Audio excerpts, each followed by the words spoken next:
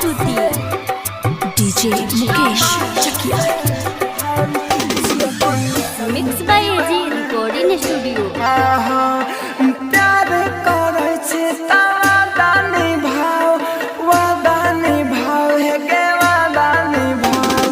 प्यार करे छे वादा निभाओ, वादा निभाओ हे गे वादा निभाओ।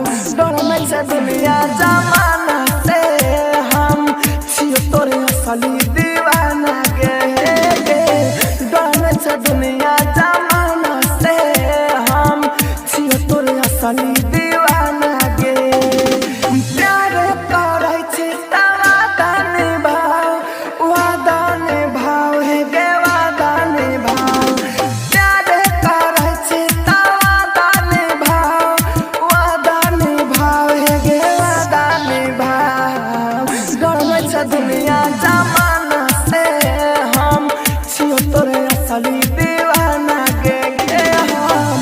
डर में से दुनिया जमाना से हम छियो तोरे असली दीवाना गे।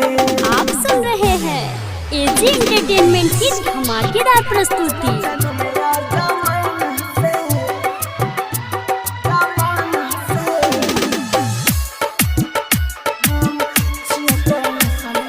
DJ Mukesh Chakiya mix by AG recording studio. करे छियो प्यार हमर नहीं तोड़े है, गोरी दिल के विश्वास गे।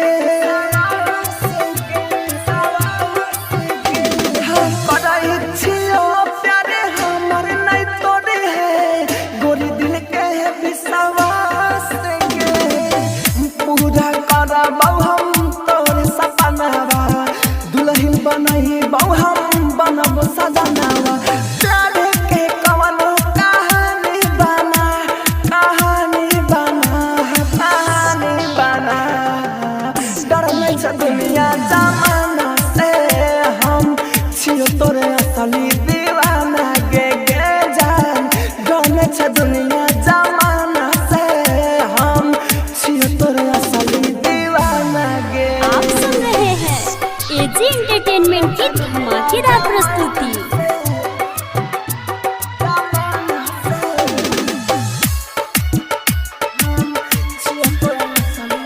DJ Mukesh Chakiya mix by AG recording studio. Govinda कोन दिन राहुल राजा धानी, छोड़तौ ना ताहर साथ गे।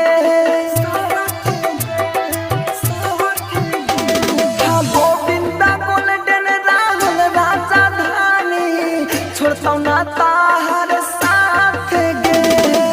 सुनील मन